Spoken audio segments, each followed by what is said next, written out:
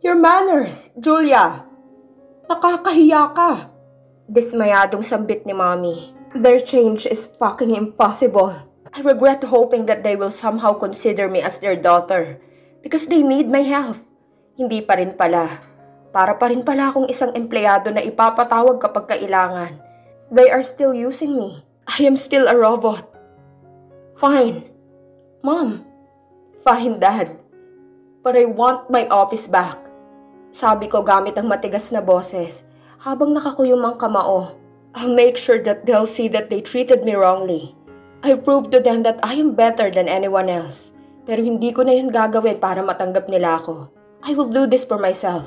I will do those for my company. Mira, occupy the vacant space beside this. Sabi ni Daddy. Saka walang pakialam na umalis at sumunod naman sa kanya si Mommy, na parang walang mga pakiramdam sa mga nangyayari sa paligid. I can't believe this, Mira said before marching her way out of this office. Nang maiwan ako sa loob ay nanghihina akong napaupo sa couch. I even gently caressed my tummy while calming myself down. My parents never fails to disappoint and hurt me. Wala na akong aasahan sa kanila. I'll make sure that my 1 month here will end fastly. At kung ano man ang mangyari sa kumpanya matapos ng 1 buwan ko dito, ay wala na akong pakialam. Huli na to. Nang bahagya akong makalma ang sarili ko ay lumapit ako sa lamesa kung saan may tambak ng reports. Isa-isa ko yung tiningnan at halos mamutla ako nang makita ang laman ng mga yon. I thought this will be easy, but I think Mira made something worse. Maraming investors ang nag-back out. Namumulubi ang kumpanya. We need more investors. The performances of the company is on its worst. For a month that I'm gone, it's so impossible that this happened. Napahilot ako sa sentido ko dahil sa inis. Anong ginawa ng magaling kong ate? I rolled my eyes before continue reviewing the status and reports of the company. Dad trusted so much on Mira. He didn't see this coming also. Remulia Corporation is already on top. Hindi na ito mabilis pabagsakin. But my sister is talented. She did it. After an hour of checking the reports, the door of the office opened. Muling pumasok si Mira, na mariin pa rin ang titig sa akin. May kasama siyang 2 bodyguards, kaya tinaasan ko siya ng kilay. Ano? Ipapamukha mo na naman sa akin na ikaw lang ang magaling? Go! Inis na sambit niya. Saka tinuro sa mga bodyguards ang ilang mga gamit, kaya mabilis nila itong kinuha at nilabas. What did you do? Bakit ganito ang nangyari? Inis at kunot noong tanong ko. Bahagya siyang nagpapadyak saka napasabunot sa sariling buhok niya. I don't know. I just approve everything. Frustrated na sigaw niya na parang hindi na niya alam ang gagawin. Stupid. I spat. Buong akala ko ay mas lalo siyang magagalit pero nakita ko na lang ang pag-iyak niya. I hope you're happy now that I failed. Mahinang sambit niya bago umalis kasama ang mga bodyguards na nagbuhat ng mga gamit niya mula dito sa loob ng opisina. Napapikit na lang ako ng mariin. Bigla akong nakaramdam ng hilo. I sighed before running towards the restroom to puke. Walang pinipiling oras ang pagsusuka ko. I am so sensitive. What happened to you? Biglang tanong ni Mira na bigla akong namalaya na nasa likuran ko pala ulit. Mabilis akong umayos ng tayo saka naghugas. I totally ignored her question. Are you dying? Mahinang sambit niya kaya nilingon ko siya gamit ang sobrang inis kong mga mata. Mas lalo siyang lumapit sa akin. That's the reason why her perfume entered my nose. Ang tapang ng amoy niya, kaya mabilis akong napatakip sa ilong ko. Hindi ako nakontento at tinulak ko pa siya ng bahagya para lumayo siya sa akin. Stay away from me! Inis na sabi ko bago lumabas ng banyo. You are so gross! Sabi niya sa kamuling umalis ng opisina. Another hour has passed. And I spent all of that to think of plans to save the failing company. I also sent a letter to our investors who backed out. Mira took a risk on a project that they doesn't want it, so they backed out. Parang hindi rin nakonsulta kay Daddy ang project bago niya i-approve. Dad's fault because he trusted this princess so much. I need to talk to the investors. Mira must have think that handling a company is like partying. Nang makaramdam ng hilo lalo ay mabilis akong lumabas ng opisina. Pagkalabas ko, iyon rin ang pagkalabas ni Mira sa kabilang opisina. Sabay kaming napairap sa isa't isa. Kahit pa maraming matang nakatingin. Nilampasan na rin namin ang isa't isa at sadya pang nagkabanggaan ang mga balikat namin. Pero tuloy-tuloy lang ako. Dumiretso ako sa elevator. I want some fresh air. Mabilis akong pumunta sa rooftop. No one's there, which is I like the most. Mabilis akong umupo sa isang folding bed habang nakatingala sa asul na kalangitan. I also caress my tummy. I'm not hungry for the first time. Ilang beses akong napabuntong hininga habang tinitignan ng hugis ng ulap. I wish every day is as peaceful as this moment. I want to wake up in a fresh state where I don't need to think of some problems, where I can do what I want, and I can be what I am. I suddenly feel sleepy. Unti-unti kong pinikit ang mga mata ko. The winds blew my hair. Bahagya akong nakaramdam ng lamig at ginhawa hanggang sa hindi ko na malayang nakatulog na ako. I slept in the middle of dealing with my problems. I took a rest. I badly want a rest. Sana hindi na ako bumalik dito sa Pilipinas. I should have stayed in London. But the company needs me. This is important to me. This is part of my life. Kaya sa huling pagkakataon ay gusto kong tumulong. After this, I promise not to get affected again. Sisiguraduhin kong lalayo ako sa lahat ng sakit. I woke up because of my uncomfortable position. Dahan-dahan akong gumalaw at dahan-dahan kong binuksan ang mga mata ko. And dark skies welcomed me. Nanlaki ang mga mata ko at dahan-dahan akong umupo. Pero sa pag-upo ko'y napansin kong itim na coat na nakabalot sa akin. I swallowed hard when that familiar scent invaded my nose. I am sensitive in scents, but this familiar scent comforted me. At sa hindi kalayuan na tanaw kong taong nagmamay-ari nito, I swallowed hard before looking at him emotionless. Seryoso siyang nakatingin sa akin. Hindi ko na kayang titig na yon kaya mabilis kong tinabi ang coat niya. Inabot na ako ng gabi dito. Now I feel so hungry. Pero bakit siya nandito? I acted like I am alone here, and I didn't see him. Hindi rin siya nagsalita, kaya dahan-dahan akong napatingin sa wristwatch ko. It's 8 in the evening. Mabilis akong tumayo, at sa pagtayo ko'y niyakap ako ng malamig na simoy ng hangin. Kaagad akong naglakad paalis doon, nang walang kahit anong sinasabi. Hey, biglang sambit niya, at ang mga paa ko naman ay biglang tumigil. Bumilis ang paghinga ko. We are not here for this. I didn't came back here for him. Your necklace fell. Mahinang sabi niya, at doon ay unti-unti ko muli siyang hinarap. His eyes were still serious as he walked towards me. Nang 1 metro na lang ang layo niya sa akin, ay marahan niyang nilahad ang kwintas kong nahulog na hindi ko namamalayan. His scent entered my nose again, and I badly wanted to close my eyes because it's comforted me in no reason. But I stopped myself. Dahan-dahan kong kinuha ang kwintas ko mula sa kamay niya. Her finger gently touched, and an unexplainable electric current ran throughout my veins. Mabilis akong napaatras doon, dahilan para makita kong gulat sa mukha niya. Mabilis kong inayos ang sarili ko at dali-dali akong umalis doon. Dala ang puso kong sobrang lakas ng kabog. Mahigpit ang hawak ko sa kwintas kong binigay niya habang papasok sa elevator. I can't breathe properly. Parang may biglang dumagan sa dibdib ko. Those 1 month in London, I did not manage to forget him. May lalaki pa kayang tulad niya? I want my own Zeus. Wala sa sariling napahawak ako sa tiyan ko. Gusto kong umiyak. Ito ang ayaw ko rin sa pagiging buntis. I became too emotional, and it's making me frustrated. Biglang tumulo ang isang butil ng luha mula sa mata ko. Pero mabilis ko rin yung pinunasan nang bumukas ang elevator sa tamang palapag. The whole floor is empty and dark. Mabilis akong naglakad patungo sa opisina ko. Pero hindi pa ako nakakapasok ay nakita ko na si Mira galing sa kabilang opisina. Where have you been? Kanina pa kita hinahanap. I received a lot of emails. San ka ba nagpunta? Inis na tanong niya, pero tuloy-tuloy lang akong pumasok sa opisina at sumunod na naman siya. Shut up! I'm hungry. Inis na sabi ko matapos kong kunin ang bag ko. I'm hungry too!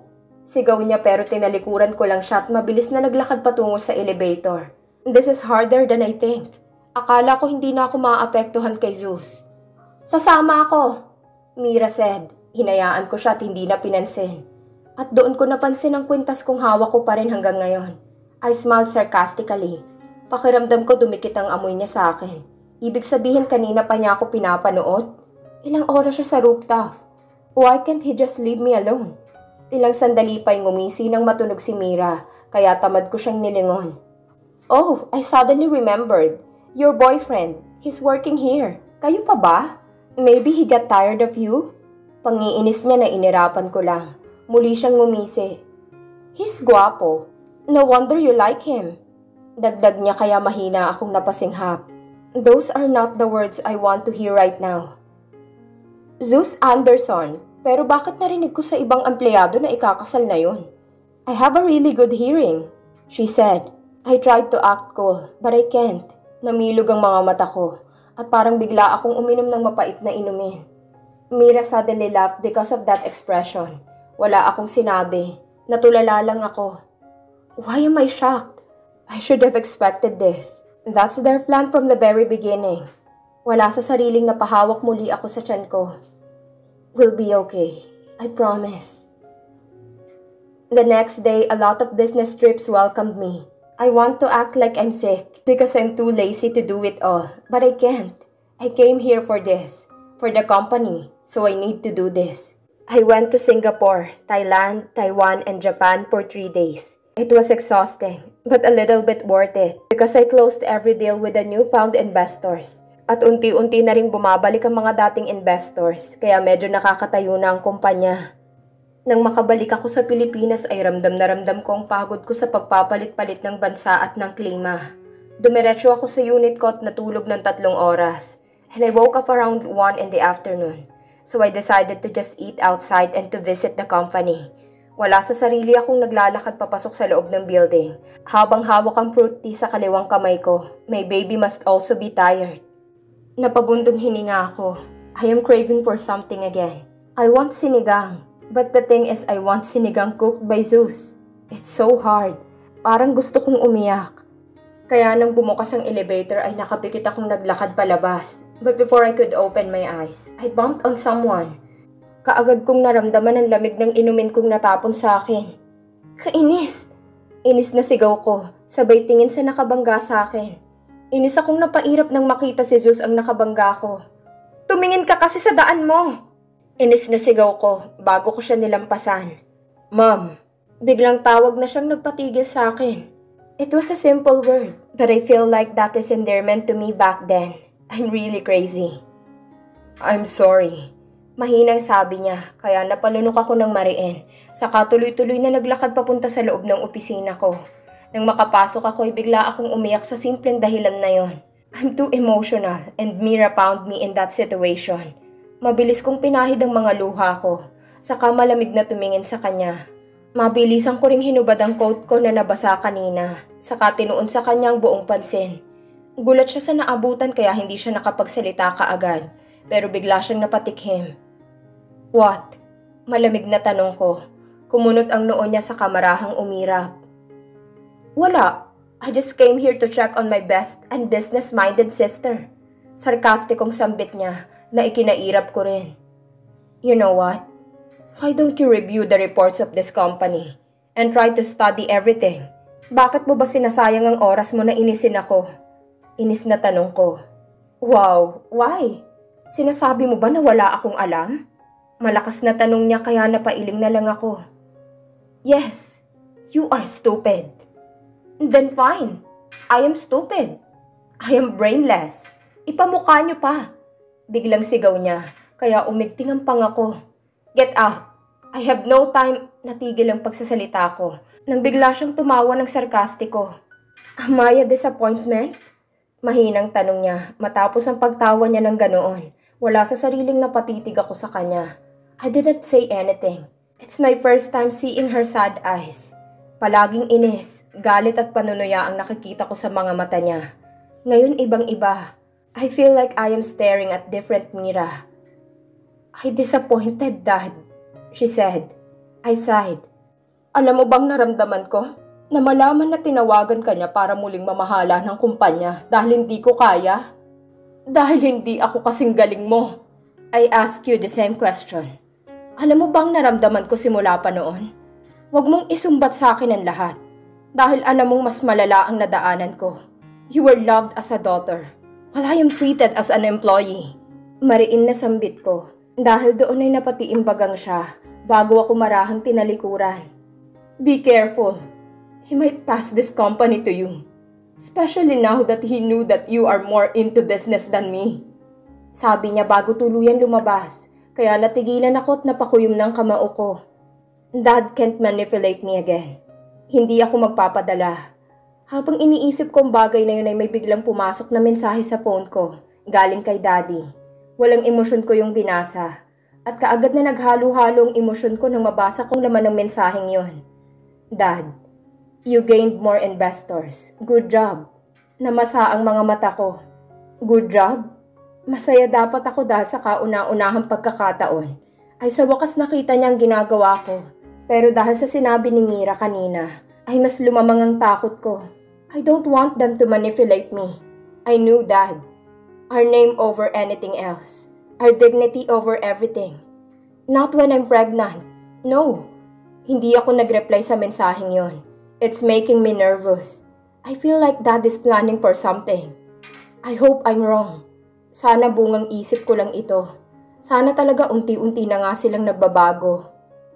Even after that, I did not forget my cravings. Nang hindi ko na nakayanan ay mabilis kong tinawag si Anne. I feel like crying if I can't eat sinigang today. My baby is getting spoiled. Pinapahirapan ako. Yes, ma'am. She entered my office. I sighed before looking at her. Order me a hot sinigang. I want it now. I ordered. Bahagyang nangunot ang noo niya pero mabilis rin siyang tumango at lumabas. Ilang sandali pa'y bumalik siya sa loob dalang sinigang. Kaagad akong nag-crave lalo na nang maamoy ang maasim na amoy nito nang buksan ko. I immediately eat. And because of that, my problem suddenly vanished inside my head. Nasa gitna ako ng pagkain nang muling pumasok si Anne para ipaalala sa akin ang isang meeting na mag-uumpisa na. Inis akong napairap sa katumayo. But I am still not satisfied of sinigang. Walang pagdadalawang isip kong dinala yun papunta sa conference room. And inside, I saw them all. The presenter, which I think the finance department, and Mira. I know that Sue's here. Hindi siya hinahanap ng mga mata ko, pero kaagad ko siyang nakita. Nasa bandang harap siya at mabilis na nag-ayos ng upo nang pumasok ako. I acted like I don't care before going the chair at the center. Inis akong inirapan ni Mira dahil nauna akong umupo doon kaya wala siyang nagawa kundi sa tabi ko na lang umupo. Kasi inuna niyang pakikipag-usap kaysa umupo, gayong mukhang kanina pa siya nandito. When I made myself comfortable, I motioned them to start. Nang magsimula na nga ang presenter ay binuksan ko ang sinigang ko. Saka ako kumakain. I did not listen. I just gave my full attention to what I'm eating. What's that? Biglang tanong ni Mira, kaya napaangat ang tingin ko sa kanya. That's when I noticed that everyone's attention was on me. Napakurap ako saka napatikhim bago tumingin sa harap. At pagtingin ko sa harap ay nahagip ng mga mata ko si Zeus na nakatingin sa kinakain ko. Pero kalaunan ay napatingin siya sa mukha ko. Please, continue. Malamig na sabi ko sa presenter. I want more sinigang. The moment I tasted it, when I tried to cook it in London, it immediately gained my attention. Or maybe it's just because of my pregnancy? I am more into Filipino foods nowadays. Parang tumitikim ng bagong panlasa ko. That's why I tried sinigang and I like it so much. My baby likes it so much. I suddenly remembered that Sus mentioned to me that it's his favorite food. Wala sa sariling napatingin ako sa sinigang na baboy na malapit ng maubos. I swallowed really hard. Ngayon ko lang ulit na alala. What's that? At biglang kinuhang sinigang sa harap ko. She tasted it and her eyes closed because of the taste. The hell with you? Inis na sabi ko. Saka mabilis na kinuha pabalik ang sinigang at inubos iyon. Kahit pa nakatingin sa akin ang lahat. Kahit pa nakatingin si Zeus sa akin. Matapos kong kumain ay tumingin ako sa harap at nakinig. Pero hindi ako komportable sa paninitig ni Zeus. Kaya napakuyom ang kamao ko. I tried so hard not to look at him again. At nagawa ko yun hanggang sa matapos ang pag-present. I think we're done. Because the acting CEO is obviously not listening. Biglang sabi ni Mira kaya napairap ako. Revise your presentation. Sabi ko saka mabilis na tumayo at lumabas sa conference room na yon. Habang hawak ang tiyan ko. I am still craving. And now it's caldereta. Pagkarating ko sa opisina ko, bigla akong naduwal. Kaya tumakbo ako papunta sa banyo para sumuka. Sinuka ko lahat ng sinigang na kinain ko. Kaya hinang-hinana naman ako't nalalamig ng matapos. According to my doctor in London, some pregnant women only puke during the morning. But in my case, I vomit a lot. anytime and anywhere. Nahilo ko matapos iyon at inantok. And I can't sleep here, so I stood up to go home. I need to rest. Saka malapit na lang naman ang time out kaya pwede na akong umuwi. Mas lalo lang akong mahihilo kapag mananatili pa ako dito. Mabilis akong naglalakad patungo sa elevator. At ilang sandali pa'y nasa ground floor na ako. Nang lumabas ako sa elevator ay mas lalo akong nahilo. Kaya napatigil ako sa paglalakad. Biglang nanlabo ang mga mata ko. Kaya nasapo ko ang noo ko. I heard footsteps coming towards me. At nang bahagya akong mawala ng balanse, ay may humawak sa bewang ko. Dahil doon ay bahagya akong nagkaroon ng lakas at biglang nawala ang hilo ko. Maybe because of the comforting scent. Are you okay? Zeus asked with his concerned eyes. Mabilis akong lumayo sa kanya sa kamuling napapikit ng mariin sandali. I'm fine. Mahinang sabi ko bago tumuloy sa paglalakad. Ramdam ko ang pagsunod niya sa akin na hindi ko na pinansin. Pinilisan ko ang paglalakad ko dahil baka sakaling nagkataon lang na pareho kami ng dadaanan. Pero hanggang sa makarating ako sa parking lot, ay nakasunod pa rin siya sa akin. And when I found my car, I stopped and I felt that he stopped too. I have a little patient back then, but I think I have no patience right now. Parang mas nagiging manipis, kaya inis ko siyang binalingan. Why are you following me, Mr. Anderson? Mariing tanong ko. Kaya umigting ang panga niya at mabilis siyang nag-iwas ng tingin na parang hindi niya rin alam ang dahilan. I rolled my eyes. Stop following me! Sigaw ko. He needs to stop acting like this. I don't need this. Stop acting like we are still close. We are not. Stop following me. Stop staring at me. Just stop it. Galit na sigaw ko kasi hindi ko na mapigilan. Muli niyang sinalubong ang mga mata ko. Ngayon ko nakita nang malapitan ang naguguluhan niyang mga mata. I will. Hindi natapos ang sasabihin niya dahil biglang nag-ring ang phone na hawak niya. Mabilis niya iyong tiningnan at umigting lalo ang panga niya bago ito sagutin. Yun rin ang pagtalikod niya sa akin. Kaya para akong biglang nabasag sa hindi ko alam na dahilan. Trish, he murmured while walking away from me. Napakurap ako at hindi na ako nakaalis sa kinatatayuan ko. I'll buy your cravings when I get home. Those words sting inside my heart. Like a fucking poison. Parang sinampal sa akin na mag-isa ako. I am also pregnant, and he doesn't know. I am pregnant, yet he's not buying my cravings. I watch him walk away from me. Yes, this is the right thing. Lumayo ka sa akin. Lumayo tayo sa isa't isa. Be a good husband to your future wife, and I will be a good mother to my baby. I'm nervous that Mira must be right. Dad might pass this company to me. He always calls me to consult me about everything. At hindi niya naman gawain yun noon. He complimented me because I managed to lift the company up in just a short period of time. I must be happy. This is what I dreamed of. Pero parang may iba. May mali. I know Dad. He's bright. At lahat ng tumatakbo sa isipan niya ay planado niya ng husto. I'm already 10 days here in the Philippines. Hindi ko alam kung paano ko nagawa to. Masaya ako dahil ang bilis ng mga oras. Hindi ko na lang namalayan. I can say that the company is in good state now. Kaunti na lang at babalik na ito sa itaas. This is not good. Komento ko sabay iling nang ipakita ni Mira sa akin ang project na approved na sa kanya. Napakunot ang noo ko nang mapabuntong hininga siya na tila pagod na siya sa mga ginagawa niya. Pag-isipan mo naman lahat. Inis na sambit ko na siyang dahilan para mapairap siya. Yes, ate.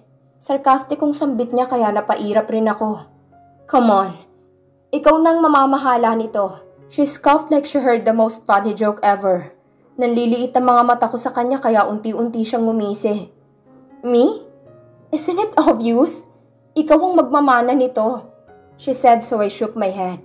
No way. Matigas na sambit ko. Natawa ulit siya. He treated you badly because of what happened to our brother. But now that he realizes that you are better than me in business, you think he'll let that pass? You know what? Dad never called me again after I fucking failed to manage the company. And our house is cold towards me. He's disappointed because the daughter he thinks is the best isn't the best at all. So get ready because you will be the one who inherit this company. Mahabang sambit niya pero patuloy lang ako sa pag-iling. No, I cleared to all of you that I'll just help for 1 month. Malakas na sambit ko Pero dahan-dahan lang na tumayo si Mira saka umiling. Let's see if what's his next step. Because in the first place, he won't call you to help this company if he didn't really need you. Isipin mo, tinawagan ka niya para bumalik ka kasi ikaw ang magaling. At sa palagay mo hahayaan kanyang umalis? You know him. He has a lot of plans. Siya lang ang nakakaalam. Mahinang sabi niya, saka tuluyang lumabas ng opisina ko. Napailing na lang ako at napasapo ng kamay sa noo ko dahil sa inis. I am afraid that Dad's probably planning something. If I am ruthless, then he is even more ruthless. Business is business. This company is important to me, but I don't want to manage it forever. I want to go back to London for a peaceful life, especially now in my situation. They won't know that I am pregnant. Dad won't accept it. Sumakit ang ulo ko sa kakaisip sa sinabi ni Mira. But I got surprised when the door of my office suddenly opened and Dad entered with this cold expression. Kaagad akong napaayos ng upo dahil doon. Dad, mahinang sambit ko pero tuloy-tuloy lang siyang pumasok habang pinapasadahan ng tingin ng bawat sulok ng opisina ko. We must consider a partnership with a foreign and international company. We need to broaden our connections. We'll enter international trades. Sambit niya, kaya nangunot ang noo ko. Hindi ako nagsalita at hinayaan ko lang siya. Napakurap ako at pakiramdam ko may sasabihin siya na hindi ko magugustuhan. I need you to work for it. Sabi niya saka ako tiningnan ng diretso sa mga mata.